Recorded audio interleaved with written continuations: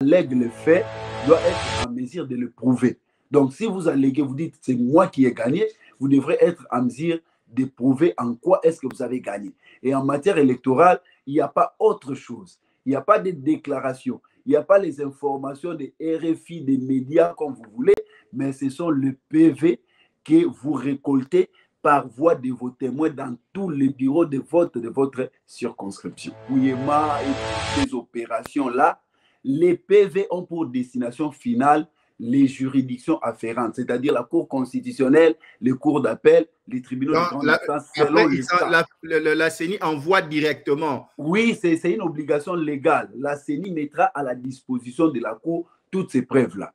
Mais maintenant, il ne reviendra pas à la Cour, vous comprenez, d'utiliser ça. Non, en fait, qu'est-ce que je veux dire? La justice met à la disposition du témoin un PV qu'il va amener à son candidat. Donc, vous comprenez, le travail que les candidats doivent faire, c'est de préparer les témoins. Nous sommes étonnés que les gens pensent gagner, mais ils ne pensent moins. Il y en a d'autres qui ne comprennent même pas qu'ils doivent avoir des témoins dans tous les bureaux de votre circonscription. Donc, un candidat président de la République doit avoir des témoins sur toute l'étendue du territoire national, dans tous les bureaux, dans les coins et les recoins.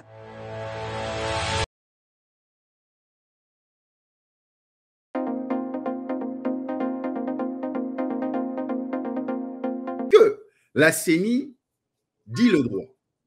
Quelle est la juridiction sur le plan du droit qui gère ces questions électorales, des droits électoraux? Pour en parler, nous recevons depuis les États-Unis d'Amérique, dans l'État du Missouri, plus précisément dans la ville de Saint-Louis, Maître Freddy Nyangwile, qui est avocat au barreau près de la Cour d'appel de Kinshasa, Matete, ainsi que chef de travaux détenteur d'un diplôme d'études approfondies à l'Université de Kinshasa dans la faculté de droit.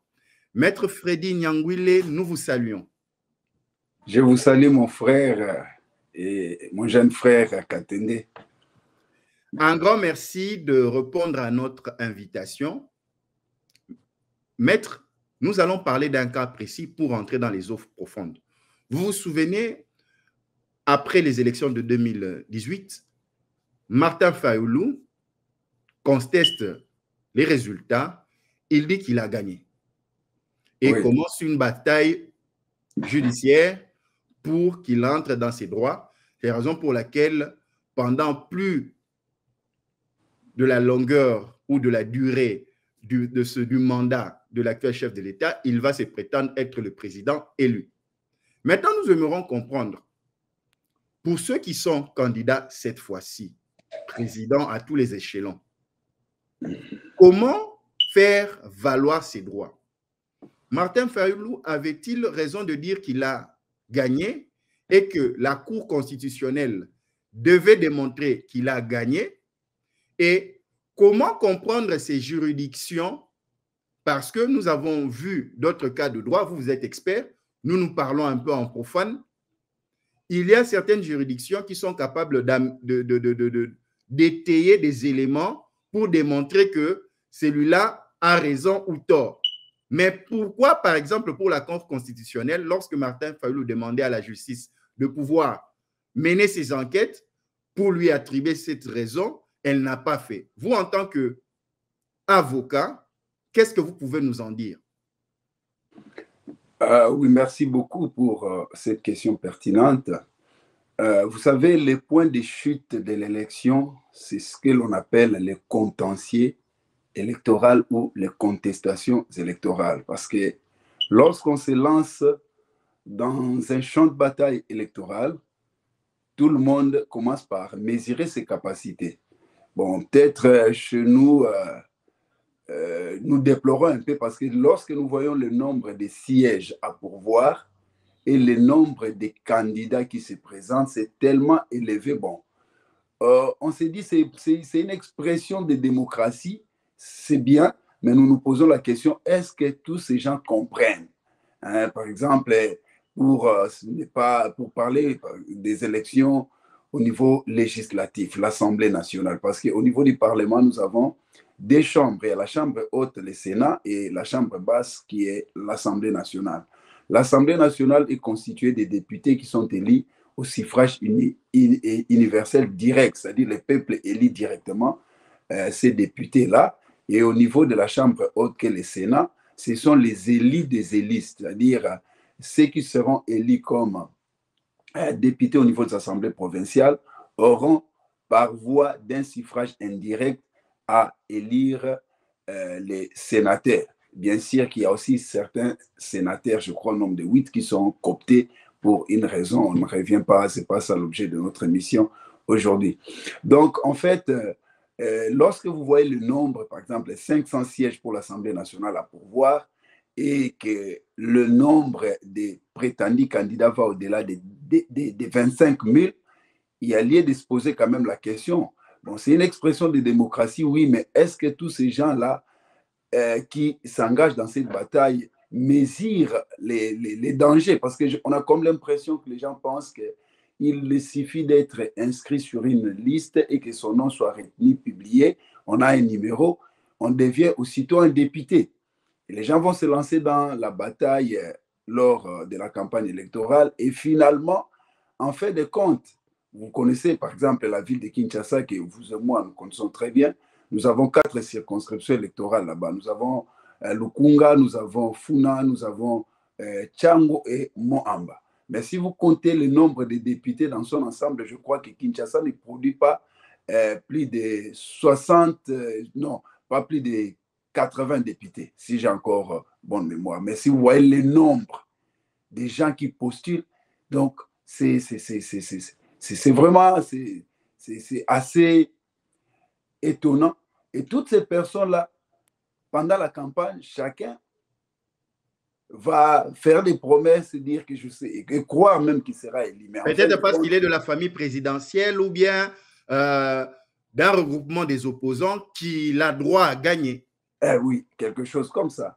Et après, ça sera le contentieux électoral, parce que comme pour une circonscription, je crois de toutes les circonscriptions de Kinshasa, il n'y a pas une seule circonscription qui va nous fournir plus de 20 députés. Vous comprenez? C'est en tout cas le maximum, je crois, Tchango, qui a plus d'habitants, pourra aller jusque dans les 20, mais les autres vont nous fournir peut-être 14, 16 députés. Vous voyez? Mais vous avez, par exemple, 5 000 pour une circonscription qui ne pourra vous produire que 80 députés. Donc, le champ de contestation sera énorme parce que personne n'acceptera sportivement que j'ai perdu et j'attends la prochaine occasion. Tous vont dire j'ai gagné, j'ai gagné, j'ai gagné. Et il faut chuter au niveau des contentieux électoraux. Bon, la question que vous avez posée, j'ai noté que j'insiste sur un point très important parce que parlant de Martin Fayulu, vous avez dit revient-il à la Cour, à l'époque, la Cour constitutionnelle, de démontrer que Martin Fayulu avait gagné, ou encore il revient à Martin Fayulu en tant que candidat qui conteste, de démontrer plutôt à la Cour pour permettre que lui a gagné et pour permettre à la Cour de dire le bon droit. Là, il y a en réalité la justice à deux volets, généralement. Il y a le volet civiliste et le volet pénaliste. Il faut qu'on arrive à cerner beaucoup de Congolais. Bon, le commun des mortels ne saisissent pas ces questions pertinentes. Donc, il faut faire la part des choses entre la justice pénale et la justice civile. En résumé, la justice pénale, c'est une justice où l'on cherche à condamner un criminel parce qu'il a commis une infraction. Une infraction, c'est une atteinte à l'ordre public et l'État a des institutions comme le parquet qui sont rattachés à des cours et tribunaux qui vont mener les enquêtes pour s'assurer que la personne a bel et bien troublé l'ordre public en commettant l'infraction. Et c'est ce parquet-là, donc le procureur, qui va le déférer devant le tribunal ou devant une cour pour permettre à cette cour ou à ce tribunal de dire le droit.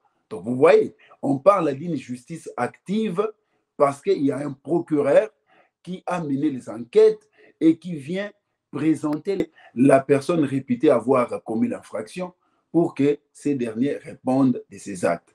Et en ce moment-là, il reviendra au procureur d'éprouver sa culpabilité, de présenter tous les éléments, toutes les preuves possibles pour contraindre la personne et permettre au tribunal de condamner s'il y a lieu de condamner. Et évidemment, si le procureur n'a pas d'éléments probants, des preuves qui arrivent à convaincre la cour ou le tribunal, on peut toujours acquitter la personne dans un état de droit, ce n'est pas un tabou. Mais d'autre part, il y a le volet civiliste ou civil de la justice. Dans une justice au volet civil, il revient plutôt au parti, parce que là, le tribunal ou la cour a un rôle pas actif, mais passif. Vous comprenez? Si dans la justice pénale, le juge est actif, dans la justice civile, le juge est passif. C'est-à-dire c'est un procès qui est dirigé par les parties avec des preuves dont elles disposent. C'est le cas de la justice en matière électorale. Il revient aux partis d'éprouver. Voilà pourquoi dans l'organisation de l'élection, il est toujours dans le cadre d'une démocratie que chaque candidat qui s'en va aux élections à tous les niveaux puisse avoir des témoins dans tout le bureau de sa circonscription. Donc vous voyez, le président de la République a pour circonscription toute la République démocratique du Congo parce que c'est ça sa circonscription. Il est élu par toute la République démocratique du Congo pris dans son ensemble comme une circonscription unique. Mais les députés n'ont pour circonscription pas en fait, que sa circonscription, je rentre toujours sur Kinshasa, nous avons 4 circonscriptions électorales et Moamba. C'est-à-dire un député de Lukunga, par exemple, aura pour circonscription électorale le Lukunga. Donc, il doit avoir des témoins dans tout le bureau. Voilà pourquoi, à travers la loi électorale, il est fait une obligation que un mois avant la campagne électorale, la CENI doit publier la cartographie électorale, c'est-à-dire pour permettre aux éventuels candidats d'une circonscription donnée de connaître non seulement le nombre de bureaux et la localisation de tous ces bureaux-là. Et à ces candidats de se doter de témoins qui seront présents du début des opérations jusqu'à la fin des opérations lorsqu'il y aura dépouillement et qui vont avoir les PV signés par eux, parce qu'il y a la possibilité, lorsque le dépouillement se termine, au niveau d'un bureau donné, que le président et les membres du staff de son bureau, avec les témoins, signent le PV des résultats de ces bureaux-là. Et les témoins que vous allez envoyer va vous amener le PV authentiquement signé par le président, les membres et lui-même les témoins.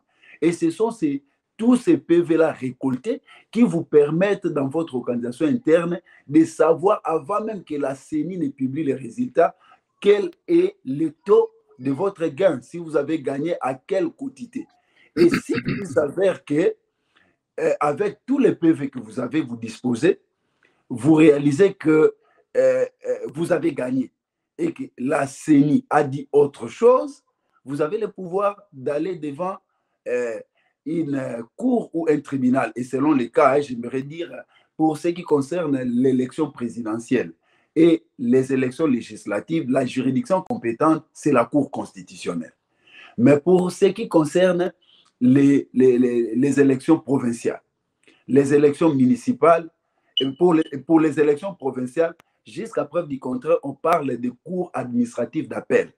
Mais actuellement, l'information que j'ai, c'est que les cours administratifs d'appel ne sont pas encore opérationnels. Il y a, parce que les juridictions administratives ou l'ordre administratif des juridictions aura trois échelons des juridictions. Il y a le Conseil d'État, il y a les cours administratifs d'appel et les tribunaux administratifs. Jusqu'à l'heure où nous parlons, seul le Conseil d'État est opérationnel. Nous n'avons pas encore les cours administratifs d'appel qui sont appelés selon la loi à recevoir le contentieux des élections provinciales. Mais ce vide-là est comblé parce que, à l'absence des cours administratifs d'appel, les cours d'appel normales que nous avons assumeront cette mission-là. Donc, le contentieux seront portés selon les cas au niveau des cours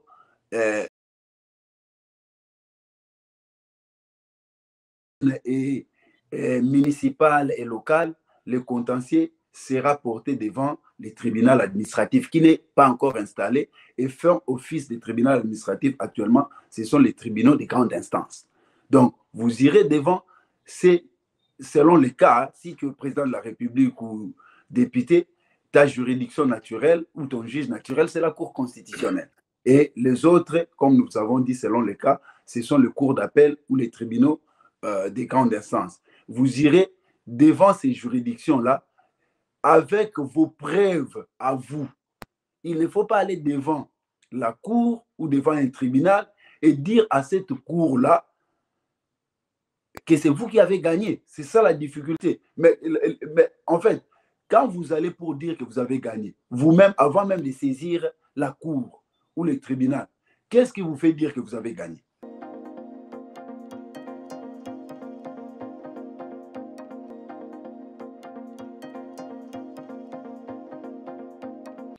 Nous avons capté quelques éléments dans ce que vous dites.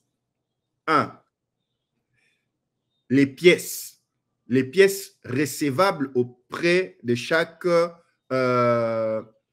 structure par rapport aux contactions électoraux. Donc, il faut avoir les PV. Je prends un exemple pratique. L'Église catholique avait parlé des téléphones qu'il aurait eu. Ils ont capturé des photos des PV.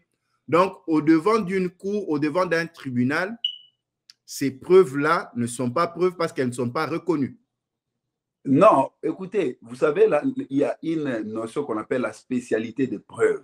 OK. Il y a des matières pour lesquelles on a la liberté de preuve. Vous comprenez? La matière pénale, par exemple, comme il y a commission d'infraction, il y a une liberté de preuve. On peut utiliser toutes sortes de voies comme preuve pour contraindre un éventuel criminel, pour coincer un criminel à répondre de ses actes.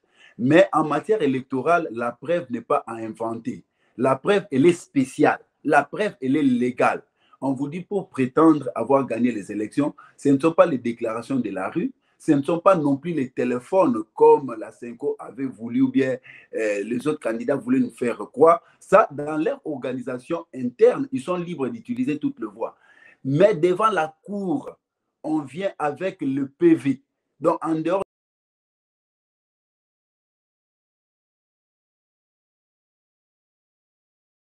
fonder votre résultat. Lorsque vous dites que vous avez gagné et que quelqu'un d'autre a volé, entre guillemets, votre victoire, mais vous le dites sur base de quoi avant même d'arriver au niveau de saisir la juridiction. Qu'est-ce qui vous fait dire on peut contraindre la CENI d'apporter les preuves. Un candidat peut contraindre la CENI, par exemple, amène les preuves, il demande à la Cour que la CENI amène des preuves. Non, la CENI, déjà dans l'organisation interne, surtout avec la loi actuelle, la CENI, après avoir procédé au dépouillement et toutes ces opérations-là, les PV ont pour destination finale les juridictions afférentes, c'est-à-dire la Cour constitutionnelle, les cours d'appel, les tribunaux de grande instance, selon la CENI envoie directement. Oui, c'est une obligation légale. La CENI mettra à la disposition de la Cour toutes ces preuves-là. Mais maintenant, il ne reviendra pas à la Cour, vous comprenez, d'utiliser ça. Non, en fait, qu'est-ce que je veux dire? La justice civile veut dire, en droit, nous connaissons aussi la notion de l'acquiescement. Quelqu'un peut avoir gagné, mais renoncer à son droit. C'est-à-dire, lorsque vous allez devant une cour, c'est vous qui amenez les éléments. Et la cour, qu'est-ce qu'elle va faire? La cour va seulement confronter les éléments que vous allez lui apporter par rapport aux éléments que lui a pour vérifier si les preuves que vous avez apportées sont authentiques, c'est-à-dire conformes aux preuves que lui détient de la Commission électorale nationale indépendante. Et c'est sur base de cela que l'exercice va être mené.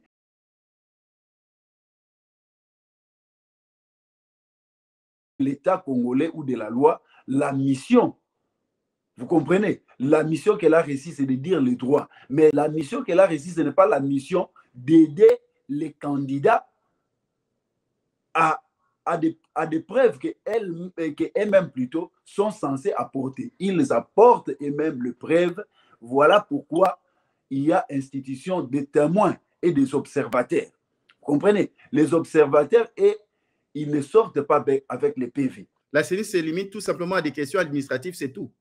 Oui, la CENI, de par son essence, c'est une institution administrative. La Cour, c'est une institution judiciaire. Vous comprenez? La CENI fait de l'administration. Donc, la CENI, mais après ça, c'est avoir fait... nouveau, on ne connaissait pas ça. Là, donc, quand les gens vont déposer les cautions des 60 000 $ pour être président, donner les noms, remplir les papiers, tout ça, ce n'est pas la loi que la CENI est en train de faire, c'est juste de l'administration. Oui, l'administration par essence, c'est cette institution qui gère des questions d'intérêt général. Vous comprenez? Donc, Okay. La CENI, c'est une institution, non pas judiciaire, mais une institution administrative. Elle fonctionne sur base d'une loi. Il y a toujours une loi qui a porté création et organisation de la CENI. Et la qui a présidé à sa création. Vous comprenez? La CENI est là pour faciliter les opérations, faire des opérations d'élection et réunir toutes les pièces et les preuves possibles. Donc, organiser les cadres pour que les candidats puissent avoir des preuves. Vous comprenez? Mais pourquoi les candidats, par exemple, on a la dame de Goma, une candidate qui est venue, elle n'avait pas des 60 000 de caution, elle demandait une dérogation auprès de la CENI, que la CENI puisse faire une dérogation. Pourquoi on s'adresse à la CENI? Pourquoi, par exemple, des solutions, des élections apaisées, par exemple, permettre aux candidats d'avoir des personnes qui vont accompagner la CENI dans son travail. Pourquoi on s'adresse à la CENI alors dans ce cas-là? Non, j'aimerais dire ceci. La CENI en soi, c'est une institution administrative. Et pour son fonctionnement, il y a une loi qui a porté création et fonctionnement de la CENI. Donc, toutes les revendications ou toutes les conformer à sa loi. Vous comprenez? Mais pas autre chose. C'est-à-dire, toutes sortes de revendications que l'on peut faire pour mener cette revendication. Il faut d'abord lire la loi qui a porté création de la CENI. Dire, par exemple, dans tel aspect des choses, la CENI doit se comporter comme la loi. Parce que la loi, là, ce n'est pas la CENI qui l'a faite. La loi est votée au Parlement. Donc, la CENI en soi, elle n'existe pas. Elle existe parce qu'il y a une loi qui a été votée au Parlement, qui a donné le contour. Donc, ce sont nos députés, les personnes que nous avons élues, qui, au niveau de l'Assemblée nationale et du Sénat, vont mettre en mouvement une loi avec tout le contour de sécurité juridique pour les élections apaisées, transparentes et tout ce que vous voulez. Vous comprenez? Donc, ils font cet exercice-là. Et c'est sur base de cette loi-là que la CENI est appelée à l'existence. Donc, toutes les pressions, c'est seulement d'inviter la CENI à se conformer à sa loi. Ça s'arrête là. Donc, par exemple, demander à la CENI de faire une dérogation pour une dame qui venait de Goma pour les élections, non, ce n'est pas le travail de la CENI. Non, ce n'est pas le travail de la CENI. Donc, ce n'est pas, la CENI ne peut pas d'elle-même. En droit, nous avons, en tant qu'institution administrative, on dit les compétences sont d'attribution. Vous comprenez? C'est-à-dire, la CENI n'a de pouvoir que les prérogatives qui lui sont données par la loi. Donc, quelqu'un peut venir dire à la CENI, ouvrez le fichier électoral qu'on puisse vérifier. Donc, ça doit se faire par rapport à la loi. Par rapport à la loi. Donc, il faut toujours examiner d'abord la loi qui a porté création de la CENI. Quelles sont les attributions? Quels sont les moyens de contrôle? Donc, vous serez autour de ces lois. Il ne faut pas demander à la CENI d'extrapoler, sinon elle va violer sa propre loi. Donc, la CENI a un cadre juridique et ce cadre ne vient pas. Il faut que les gens comprennent. Quand les gens disent souvent Kadima, président, ainsi de suite, non. Là, le problème, c'est au niveau du Parlement. Il faut être vigilant lorsque l'on vote la loi portant organisation de la CENI au niveau du Parlement ou lorsqu'on modifie cette loi-là pour insérer des éléments le plus importants. Vous comprenez? Par exemple, afficher les résultats des votes bureau par bureau. C'est une contrainte légale. Et s'il arrive que la CENI ne peut pas déroger à cette obligation pour dire que je n'avais pas de moyens pour afficher. Non, la CENI doit afficher, ça c'est une obligation légale. Mais demander à la CENI, par exemple, comme vous l'avez dit, un candidat ou une candidate qui vient, qui dit que la CENI veut déroger, tout ça, non, ça ne fait pas partie des prérogatives de la CENI. La CENI a une loi, tout ce qu'elle fait, c'est de mettre en musique ou en mouvement cette loi qui a présidé à sa création et à son organisation. Donc, sans polémique, les avocats de Martin Fayulu savaient, par exemple, donc ça, ce n'est même pas une polémique, les avocats de Martin Fayulu savaient déjà, par exemple, que leur démarche n'allait pas aboutir parce que ce n'était pas à l'époque à la Cour constitutionnelle à amener les preuves pour déclarer que Martin Fayulu avait gagné les élections. Non, mon frère, désolé, les gens n'ont peut-être pas compris ou ont du mal à comprendre cela. Ça ne se fait pas comme cela. Il revient aux candidats de venir avec leurs preuves. Donc, vous ne pouvez pas arriver devant la Cour et dire à la Cour, je ne sais pas si je me fais bien comprendre. Vous dites vous-même, avant même de saisir la Cour, c'est moi qui ai gagné. Mais sur base de quoi vous dites que vous avez gagné? Vous comprenez? Donc, cette prétention de dire que je gagnais, elle repose sur quoi? Elle ne peut reposer que sur des preuves que vous avez, sur le PV que vous avez. Et c'est fort de ces PV que vous allez saisir la Cour. Et une fois la Cour saisie, vous devrez être en même non seulement de revendiquer, mais de présenter des éléments légaux qui attestent que vous avez effectivement gagné. Et dans les cas d'espèce, ce n'est autre chose que les PV que vos témoins doivent vous apporter.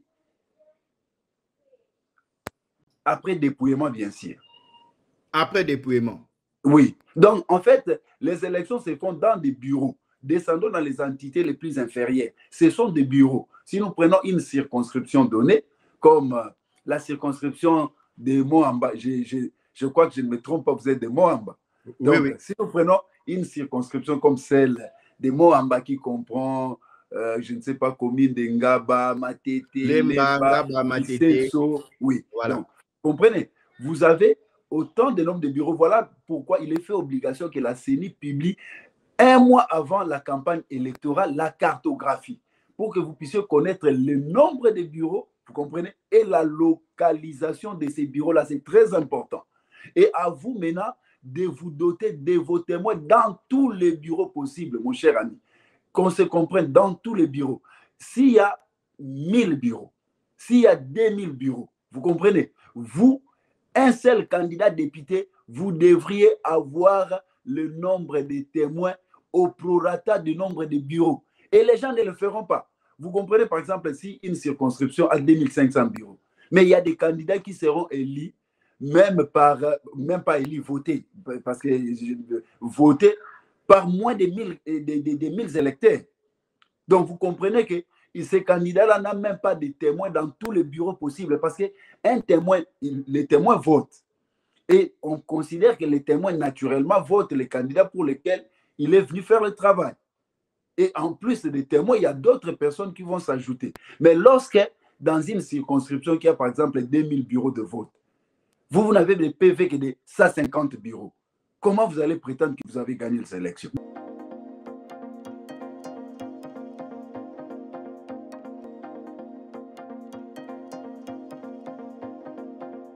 Mais maître, il y a certains candidats qui, même la Cinco l'a prétendu, qu'il y a des extrapolations. Ils font des extrapolations statistiques. Et ces extrapolations statistiques scientifiques permettent de dire que tel candidat a gagné. Est-ce qu'en droit aussi, on réfléchit de cette manière?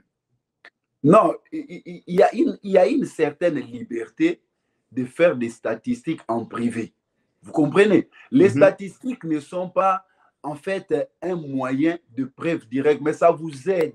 Vos statistiques peuvent vous aider en interne d'agencer, de nuancer, pour aller à soutenir ce qu'il y a dans le PV. Vous comprenez? Tout doit chuter dans le PV. En fait, je me fais comprendre. Les modes que vous voulez, parce que vous avez parlé même des téléphones et ainsi de suite, les candidats sont libres, on ne les interdit pas. Mais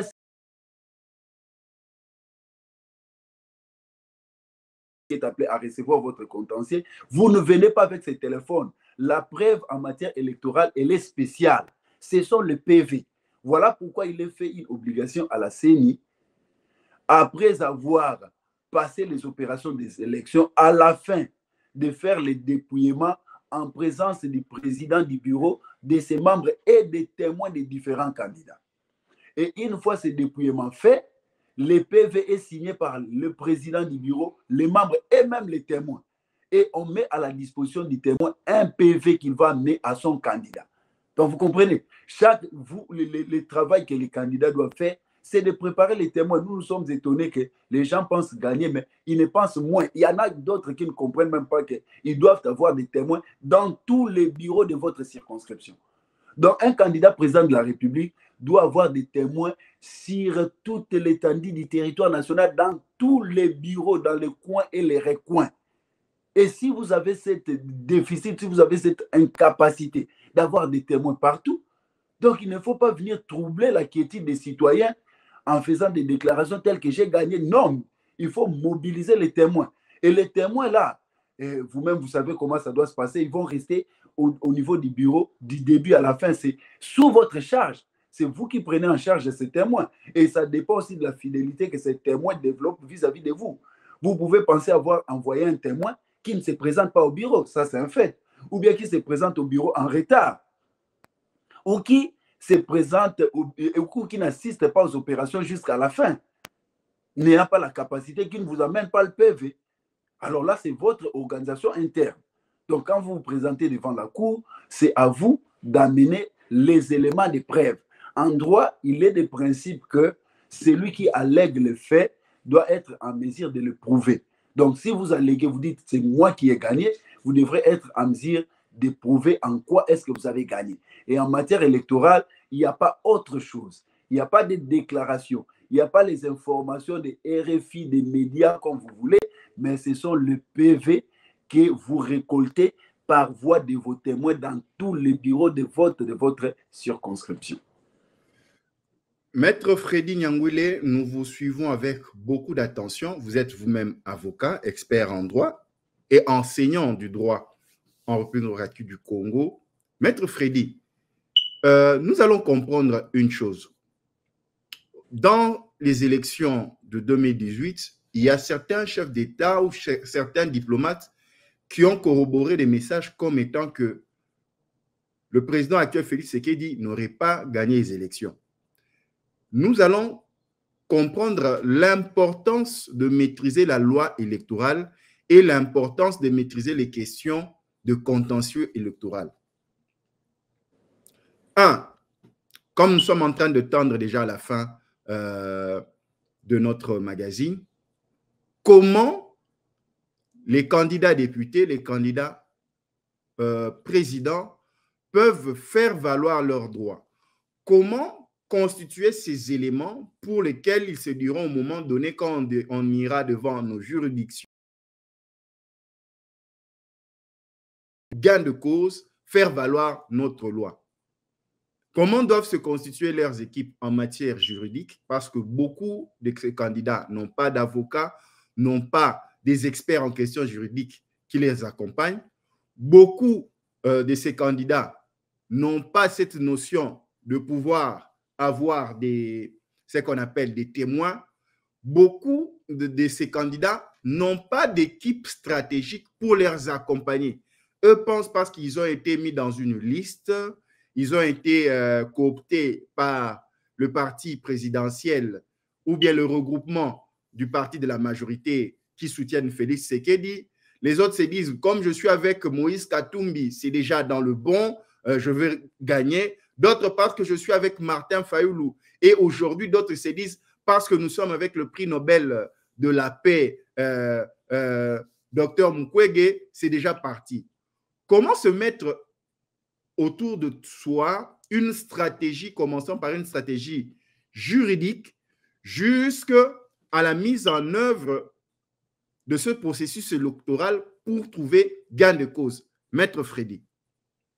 Oui, merci pour la question. Il est vrai que dans une élection, il y a toujours ce qu'on appelle les figures emblématiques, pour ne pas se voiler la face. Donc, tout part de l'élection présidentielle et les candidats aux différents niveaux d'élection, au niveau, par exemple, législatif, provincial, au niveau, je ne sais pas, urbain, municipal et local, ils reposent sous une appartenance donnée. Voilà pourquoi très souvent vous voyez un candidat député qui met toujours sa photo et la photo du candidat président de la République. Donc il battra campagne à la fois pour le président de la République et aussi pour lui-même.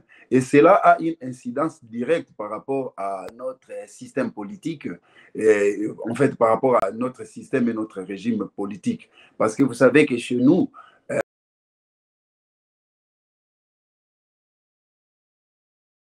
sur le modèle de la France, donc le président de la République a besoin pour mettre en action son plan d'action qu'il a défendu pendant la campagne électorale, il a besoin d'avoir une majorité au Parlement. Parce que c'est le Parlement qui lui donne le Premier ministre. Et le Premier ministre compose le gouvernement, parce que le gouvernement, c'est l'instrument que le président de la République utilise dans les différents domaines pour réaliser son plan d'action.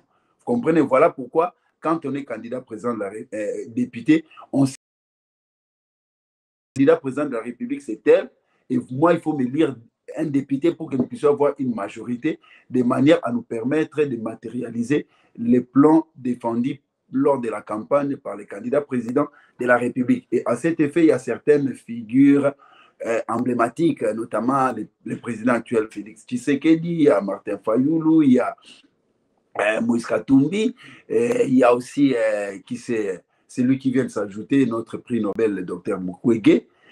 Et évidemment, nous ne minimisons pas les autres, mais ils savent eux-mêmes, dans leur fort intérieur, qu'est-ce qui les pousse à se présenter comme candidats. Nous leur souhaitons bonne chance. On ne peut pas minimiser les candidats. Donc, en fait, on peut se placer, on peut déterminer son appartenance, à part aussi les candidats indépendants, déterminer son appartenance, et ça vous donne une sorte de crédit. Mais ça, c'est sur le plan populaire, c'est pour la consommation locale. Mais le travail de fond doit être fait par des experts. Donc, vous comprenez, il faut d'abord comprendre, comme nous avons dit, au plus il y a un nombre important de candidats potentiels aux différentes élections, il faut mesurer aussi le danger du contentieux ou la quantité du contentieux qui sera le point de chute. Parce que les Congolais ne se laissent pas faire. Tout le monde va dire j'ai gagné, j'ai gagné. Mais et cette affirmation, je dirais, cette confiance de dire que je gagnais, ne doit pas reposer sur les néants, ne doit pas reposer sur les médias. Donc, il y a des candidats qui se préparent à payer, par exemple, les médias, ou les candidats qui sont supportés par certains médias internationaux, comme des médias aussi locaux, qui pensent qu'on va faire la pression, les médias vont parler de nous, et comme cela, ils vont nous donner un nom, nous aurons la possibilité de prétexter que nous avons gagné. Loin de là, parce que ce ne sont pas ces médias qui feront de vous président de la République. Les institutions qui feront de vous président de la République ou député national, provincial et tout ce que vous voulez, c'est la CENI qui donne les résultats provisoires, et les résultats doivent être confirmés par les institutions judiciaires, notamment les cours et tribunaux, selon le cas. Vous comprenez? Donc, alors, il faut déjà avoir une vision sur le point de chute. C'est-à-dire, lorsque je vais peut-être contester, lorsque un candidat prétendra avoir volé mon électorat, comment faire pour que l'institution qui proclamera les résultats définitifs puisse me valider en tant que tel? C'est là l'enjeu le plus important. Mais malheureusement, les gens sont distraits, mais c'est là où tout repose. Donc, comprendre d'abord comment la CENI fonctionne, quels sont les moyens que vous pourrez tirer de la CENI pour faire asseoir votre victoire, notamment les PV, enseigner les témoins. Ce n'est pas la CENI qui va vous donner des témoins. Les témoins, ce sont vos candidats à vous. C'est dans votre organisation privée que vous vous dotez de témoins. Vous savez quel type d'entente vous faites, quel type de contrat vous avez avec vos témoins. C'est une institution. Là, c'est une matière purement qui concerne les différents candidats et leur staff. La CENI n'aura l'obligation que de vous donner la cartographie. Voilà le nombre de bureaux pour votre circonscription. Voilà les adresses. C'est très important. Donner les adresses. Et si, par exemple, la CENI utilise des adresses dans lesquelles il n'y a pas réellement les bureaux, là, on dit qu'il y a déjà tentative de contourner ou que la CENI ne fait pas bien son travail. Mais la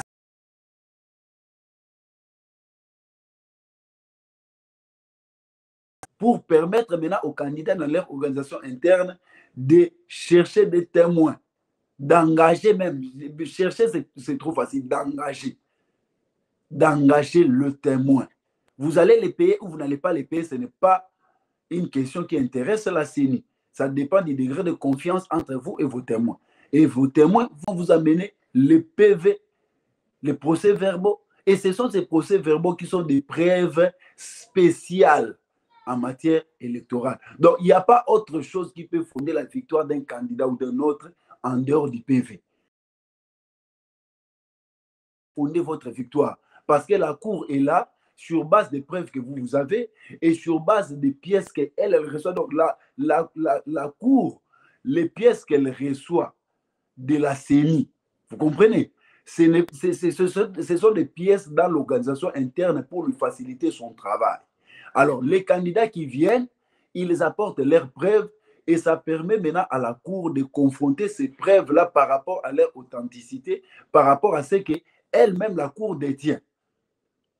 Et pour finalement déclarer de manière purement définitive qui a gagné l'élection et qui ne l'a pas gagné. Donc, nous invitons les candidats à faire ce travail de fond avec des témoins, d'être en intelligence, de surveiller, entre guillemets, de surveiller la CENI. Vous comprenez? Pour que la CENI fasse le travail conformément à la loi qu'il a mise en place, respecte la procédure des opérations, les délais y afférents, et sur base de cela, vous aurez la possibilité d'avoir en bonne et due forme les PV. Et s'il y a lieu, vous pensez que quelqu'un a volé votre victoire, quelqu'un a été proclamé de manière provisoire par la CENI comme ayant gagné contre vous, et vous allez, voilà même l'avantage qu'il y a. La CENI ne vous donne que les résultats. Vous comprenez? Les résultats provisoires. Et ceux qui ne sont pas d'accord vont aller devant les institutions. Et les résultats de la CENI qui sont provisoires, après un délai légal donné, à défaut de contestation, deviennent définitifs.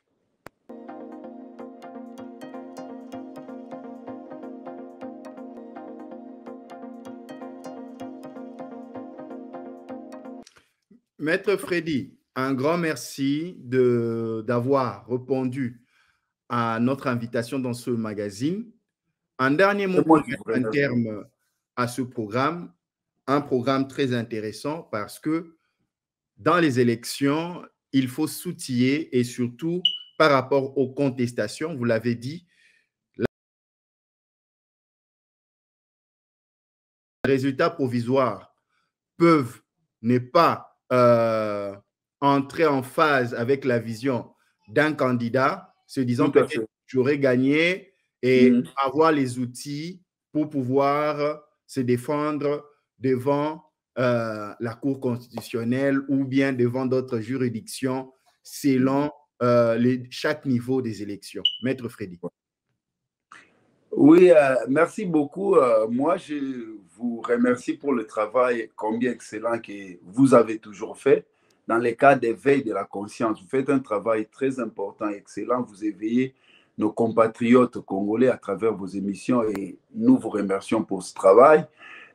Par rapport aux enjeux, les élections, tout ça qui vont se dérouler, une bonne partie, hein, les 20, en date du 20 décembre, c'est la date qui est retenue jusqu'après Petit Contrée.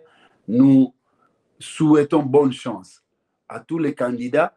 Le nombre de candidats, ça fait partie de la démonstration de l'expression démocratique dans laquelle notre pays s'engage. Dans un pays qui s'engage, qui organise les élections, comme nous avons pris l'habitude de l'organiser après chaque 5 années, c'est vraiment une très bonne chose. Ça fait partie, ça démontre l'engagement, la volonté du peuple congolais de préserver sa démocratie pour avoir non seulement des candidats, des institutions fortes, des institutions crédibles, mais aussi des institutions qui sont animées par des candidats qui sont en fait l'expression de la volonté populaire. C'est-à-dire le peuple lui-même installe qui il veut comme autorité et il donne le pouvoir en fait à des autorités et ces autorités en contrepartie vont mettre des plans pour les gérer. Alors, nous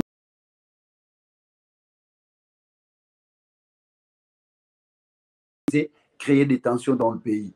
Mais nous sommes en train de suivre petit à petit la manière dont la CENI est en train d'organiser les choses. Nous devons avouer qu'il y a eu un effort énorme par rapport à d'autres CENI, mais ça, ce n'est que dans la faisabilité. Le point de chute, c'est lorsque ces élections seront effectivement organisées et nous serons à mesure d'apprécier exactement le travail de la CENI. Mais jusqu'à preuve du contraire, nous voyons que la CENI se comporte assez très bien, alors que les candidats aussi de leur côté fassent le travail qui est le leur et qu'ils soient aussi dotés d'une certaine dose d'honnêteté. Les élections font partie d'une bataille. Ce n'est pas tout le monde qui se présente à l'élection qui les gagne nécessairement. Si vous perdez l'élection, ce n'est pas une fin en soi. Vous vous préparez pour les prochaines échéances, mais il faut aussi avoir cette honnêteté intellectuelle de comprendre quand on a échoué, quand on n'a pas été voté, quand le peuple ne vous a pas donné confiance à concurrence pour vous permettre d'avoir un siège, d'être tolérant et de savoir que ce n'est que peut-être un des éléments de parcours et qu'avec les efforts, les expériences, on peut toujours gagner. Comme qui dirait, il y a des candidats qui ont échoué en 2006, qui l'ont gagné en 2011, et vice-versa, qui ont échoué en 2011, qui l'ont gagné en 2018, et ainsi de suite. Donc, soyons tolérants, soyons professionnels, soyons honnêtes pour préserver notre pays, pour sauver notre jeune démocratie. C'est tout ce que je pouvais dire. Un grand merci, Maître Freddy Nyangwile. C'est moi qui vous remercie, mon jeune frère Katende. Nous étions en connexion avec les États-Unis d'Amérique, plus précisément dans l'État du Missouri, dans la ville de Saint-Louis, où nous avons reçu pour vous Maître Freddy Nyangwile, avocat au barreau près de la Cour d'appel de Kinshasa, Matete. Il est aussi enseignant en République démocratique du Congo, chef de travaux, détenteur d'un diplôme d'études approfondies de l'Université de Kinshasa dans la faculté de droit. Parler des problèmes de contentieux électoraux est très important parce que si vous voulez avoir les outils capables de faire valoir vos droits, vous devez comprendre la loi électorale mise en place en République démocratique du Congo. De partout où vous nous avez suivis, que Dieu vous bénisse. À la prochaine.